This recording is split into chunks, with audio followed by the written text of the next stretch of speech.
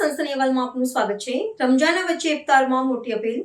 ગુજરાતમાં ગાય અંગેના કાયદા યાદ રાખો। એક ભૂલથી આખો પરિવાર પરેશાન થાય છે। ઇફતારમાં કુરેશી સમાજને ગૌરક્ષકની મહત્વની સલાહ।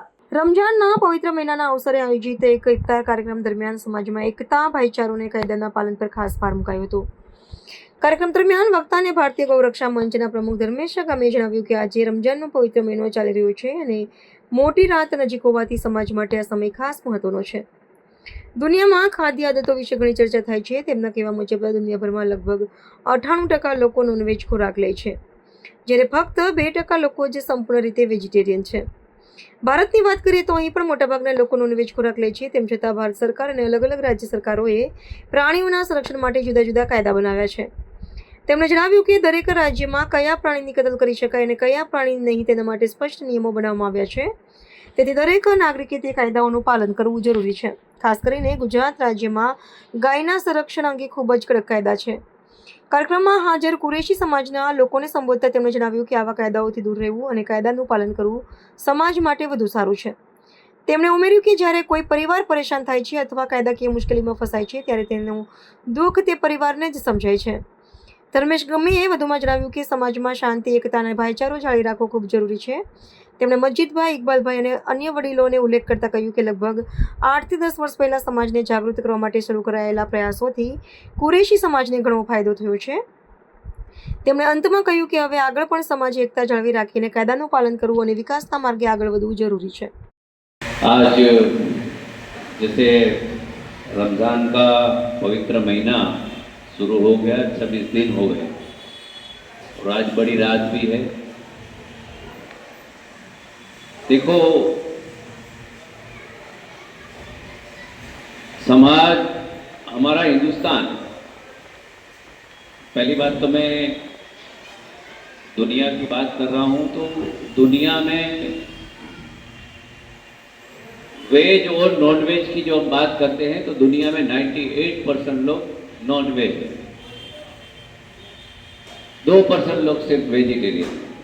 उसमें हम भारत की बात करते हैं तो भारत में 71% लोग नॉन वेज है, 71% लोग, यानी हिंदुस्तान में सबसे ज़्यादा नॉन वेज वाले लोग हैं। फिर भी हमारे भारत की सरकार ने अलग अलग राज्यों में अलग अलग कानून सभी जानवरों के लिए बनाए ना, सभी अलग अलग राज्यों में अलग अलग जानवरों के लिए बनाए हैं।